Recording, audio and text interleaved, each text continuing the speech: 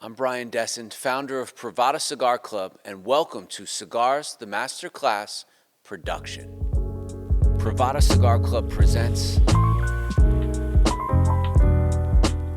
from the time-worn traditions of Cuba to the innovation-driven factories of Nicaragua and the Dominican Republic, every region has its own soul, its own rhythm of creation. Whether it's a single pair of hands crafting a masterpiece or a team working in harmony to create perfection, the process of cigar production is nothing short of art. And as each leaf finds its purpose, the result is more than just a cigar. It's a legacy that you hold in your hand.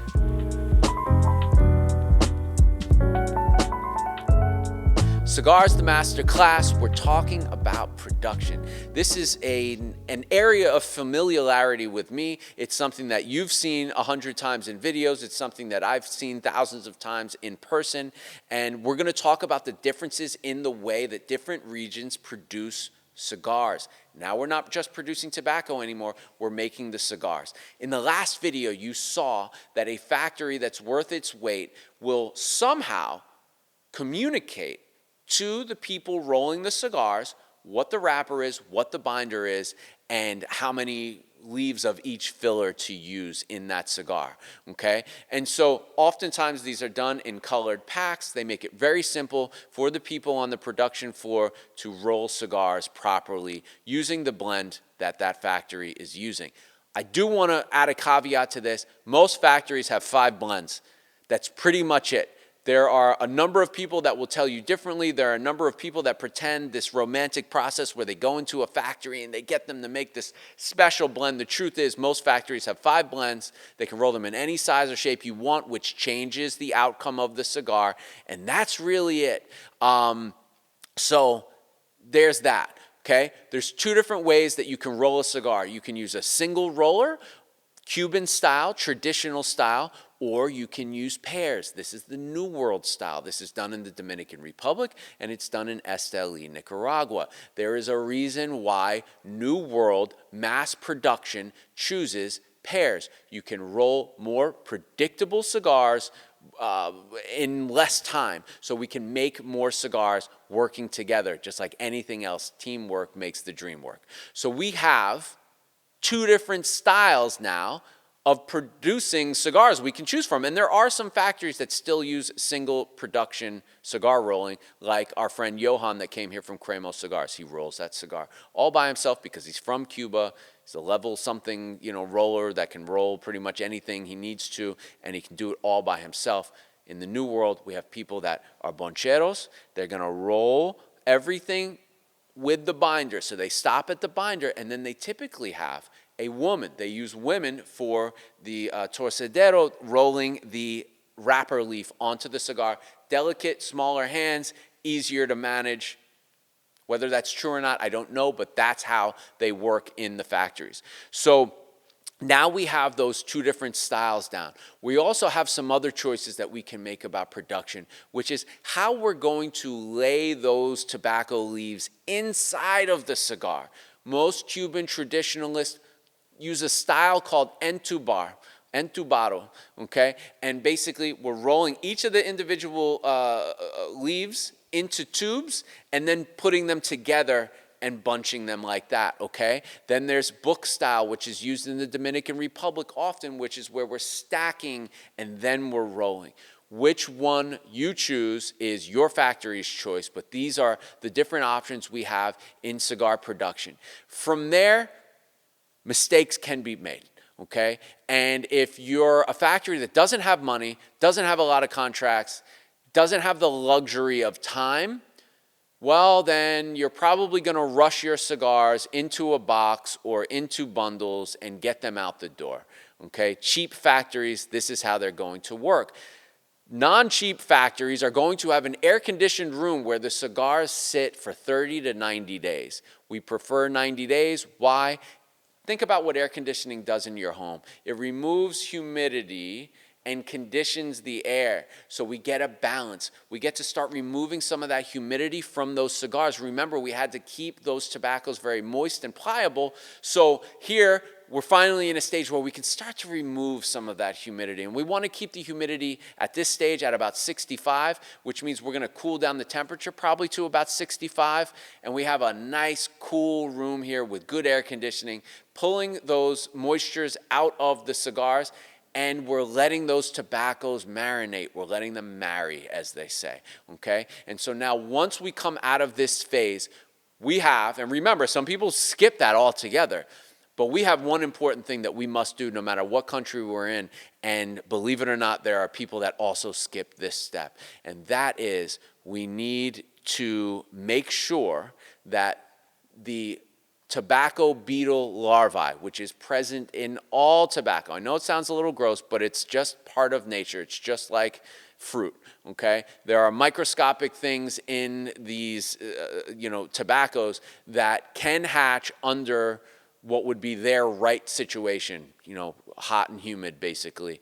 And so we need to do one of two things to kill this larvae so that they don't hatch and ruin your cigar collection. And if you need to know what a cigar beetle looks like, it's very tiny. You probably won't see the beetle often, but you will see perfectly cylindrical holes in your cigars, and at that point you better throw your collection or anything that was exposed to that cigar in the freezer for a couple of days and hope for the best. So that's that. The two ways to get rid of cigar beetles or to prevent the larvae from hatching, which is really what we're doing at production level, are to freeze, which I'm a big fan of. They go in these walk-in freezers. The freezers cost a ton of money.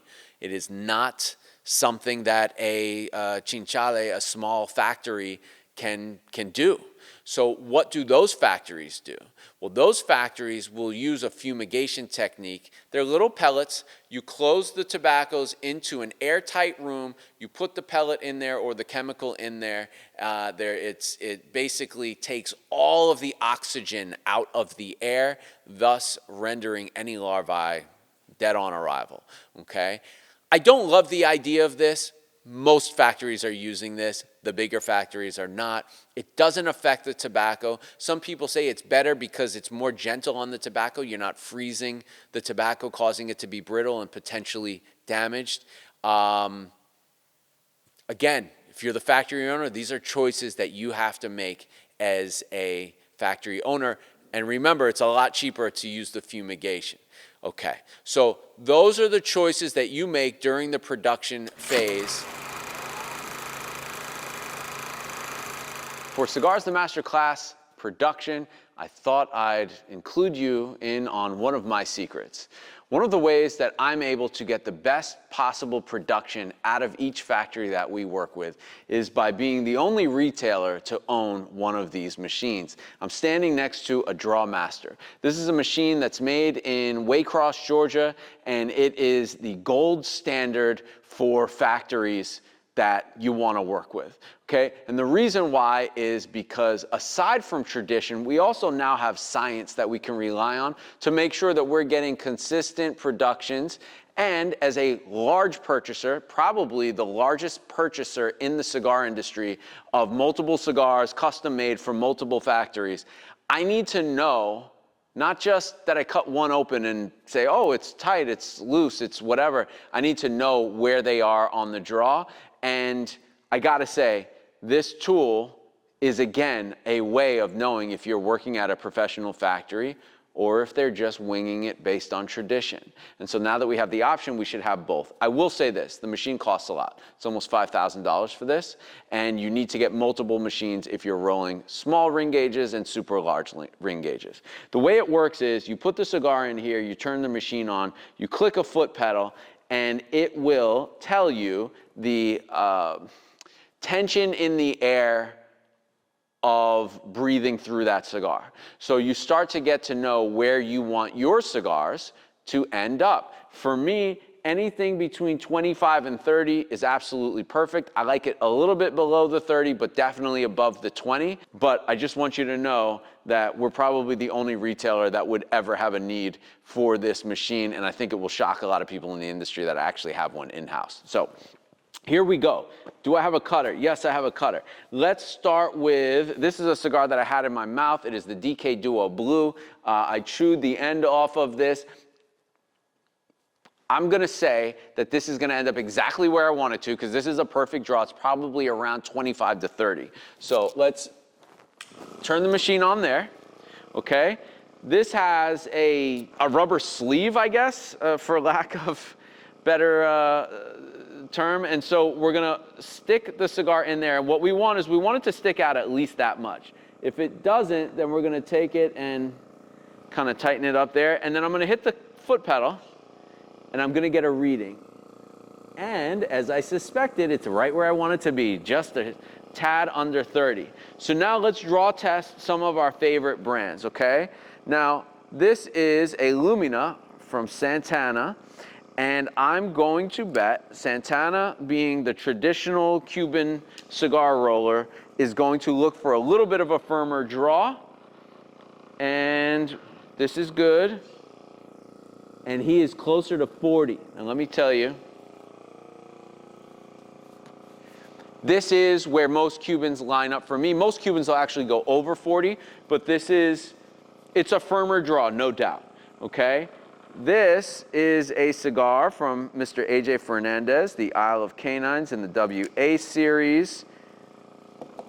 For me, AJ nails the draw every single time, probably because he's got one of these at the factory. And look at that, he's under 20.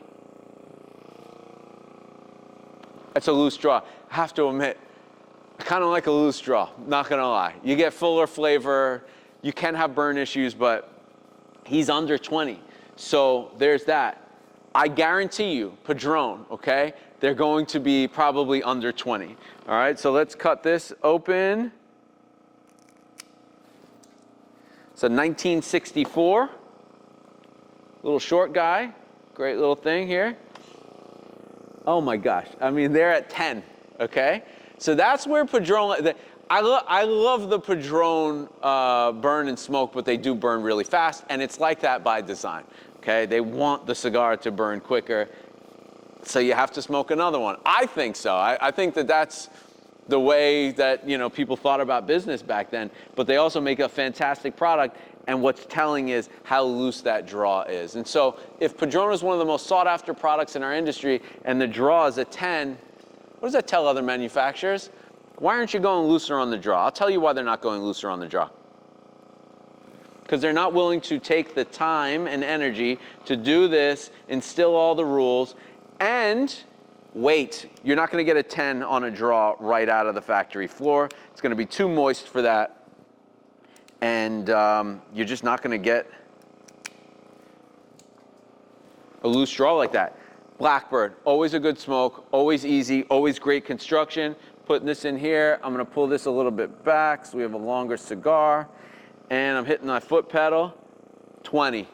Always great production. Right off the factory floor, they're going into a air-conditioned room where they're getting a lot of that moisture out. You can't get below a 30 without being, acclimated. It's a cigar that went through conditioning that dried enough to be able to pull through there. And so I have other cigars here, the Padron, the Blackbird, and the AJ, you could pretty much breathe through. And these are well acclimated, well aged, and ready to smoke cigars. I have some other things here. Let's just, oh, this is Davidoff. This comes from the Davidoff factory. It's also like 10-year aged. This is that Royal. Oh, guys got that Davidoff thing they don't have anymore. Yeah, so the draw on this was firm, okay? Usually Davidoff has a perfect draw, but again, I acquired these cigars from some, not from the factory, but I was always curious why they let me have them. Maybe it's because the draws are a little firmer, okay? That's a company that's going to be QCing all their stuff. So some of the companies that QC their stuff, you gotta be careful with because they might offer to sell you things that didn't meet their standards, but maybe they're still great. You have to be the judge of that. Maybe time can heal some of that stuff. So some people give me a cigar, it's moist, I let it age for 2 years, and I can go from a 40 to a 30. And that's really where aging comes into play for post-production. And that's what we do here at Privada. But I have to have this machine here because I'm spending millions of dollars at factories that roll cigars, and I need to know that they're giving me ready to smoke stuff right off the truck. And this is how I let them know that I'm a serious player. And you should see the shock and awe when they see, you have a drawmaster? Okay, this is what we do here at Privada. So that's drawmaster. That is Cigars the Masterclass production. I hope you're enjoying this series. In the next video, we're gonna talk about packaging. I'm gonna wear a suit so we can talk about how to dress a cigar up. Privada Cigar Club presents